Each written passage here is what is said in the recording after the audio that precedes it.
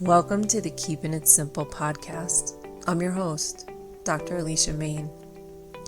I decided to create this podcast to share a lot of awarenesses I was having about what is going on in our world today. There is so much complexity. There's so much over information in science, in medicine, in finances, in politics, in history, in society, that my way through it is by following the Wu Wei that is spoken about, the effortless action that the Tao, the ancient Chinese philosophy, shares with us. So, in having the awarenesses that I've had and creating the episodes I've created, I also want to talk to leading authors, leading leaders, leading experts in their field about how do they take the mass amount of information that they are receiving, that they are bringing out into the world, and how do they actually keep it simple within their own lives? Because I think, as we all know, too much complexity also leads to fear. It leads to stress. It leads to overwhelm. And that's not really pulling out the best in us. So enjoy our conversations about keeping it simple. See what resonates for you. Leave the rest behind. And hopefully this podcast will leave you with some really powerful tools to just keep it simple in your own life and reconnect with your highest level of unconditional love and self-mastery. Thanks for listening and enjoy the show.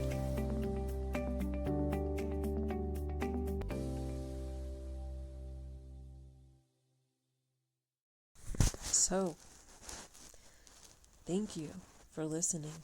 My goal with my Keeping It Simple podcast and sharing these awarenesses are really more to provide, to share basically these insights and just see how do they resonate with you.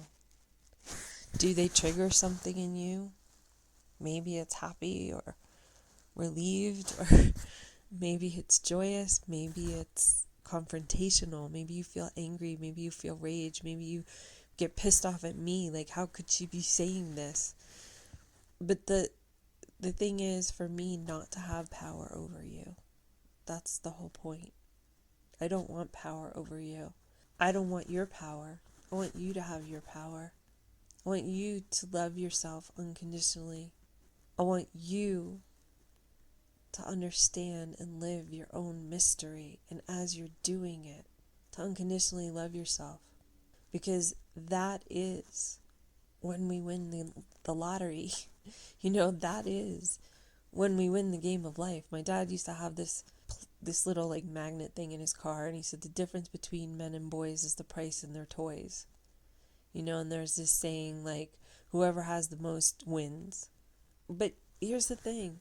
You can't take the material world with you when you die, right? So that technically means you don't really have ownership of anything. You can't own the earth. You can't own the thing that was given to you for free. You can only own yourself. You can only own your own experience. And I guess what I'm realizing is the only way for me to fully own my experience is to love myself unconditionally. And it's, I have to almost even say, to love myself implies that there's some kind of separation from my unconditional love.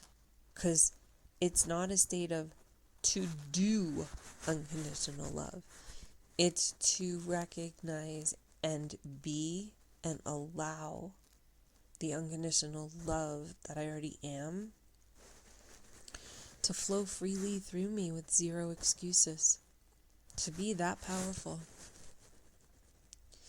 To be able to love myself so authentically and so naturally, regardless of what's in my bank account, regardless of where I'm living, regardless of what clothes I'm wearing, regardless of what car I'm driving, regardless of what the price of my watch is, regardless of my religion, regardless of my societal beliefs, regardless of my sexual preference, regardless of my weight. I love myself unconditionally just because it's the most authentic intelligence I have, that any of us have. And when we step into, actually, we don't even have to step into it. We are it. When we allow that vibration to flow through us, that's when that Wetiko virus, that's when that mental illness of never having enough and being afraid and being in fear and the hungry ghost of consumption, that's when it just stops. It's like Neo in the Matrix. In that first movie, when all the bullets are coming at him and he stops them, all those bullets are offshoots, little different parasitic thoughts of this Wetiko virus. And finally, what happens is he doesn't try to be, he spends all that time training himself from his old beliefs. But he finally is just being his unconditional love and his own power. So nothing outside of him can actually influence his unconditional love. And all of a sudden he realizes, wait a minute, all of those bullets, all of those agents, like, they don't have control over me, all of those parasites. I'm in charge here. And as soon as I allow myself to feel and be this unconditional love, I am one with the source. And the source commands what happens, not the things outside of it. So that Wetiko virus has had us believing that the power lies outside of us because it's been sucking our energy. You look at the corporations of today, you look at what is taking place, how there's this concentration. What are they doing? All they're doing is sucking your energy. They're using your energy, just like in the Matrix movie when Neo was in that egg and he had those wires in him. What are they doing?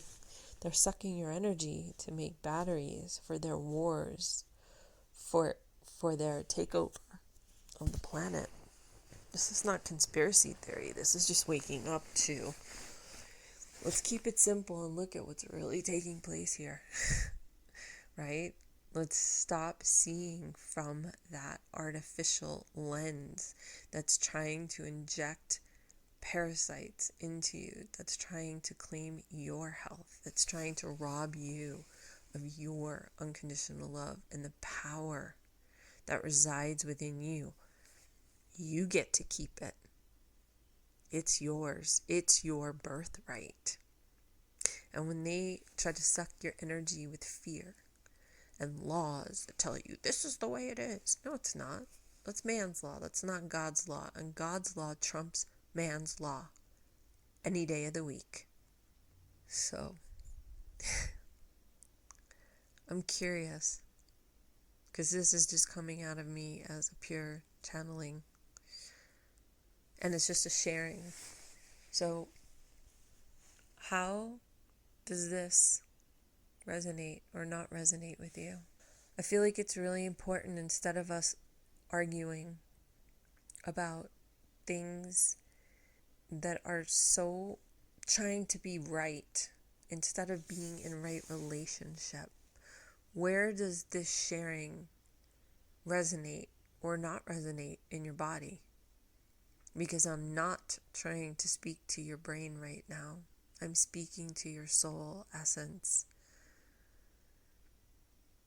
This is the truth that Source wants us to understand. These are the conversations that the universe wants to have with us. This is the universe reaching out to us, reminding us of our authentic intelligence, of our true essence. These are the things that have come to me as I've spent 30 years studying the Tao. Not necessarily the texts, but the true essence of who we really are, what we really are, why we came here, and the lives that we can actually create here if we get back to the universal truth. So I would love to hear from you. And I wish you a really, really blessed day. It's a full moon today.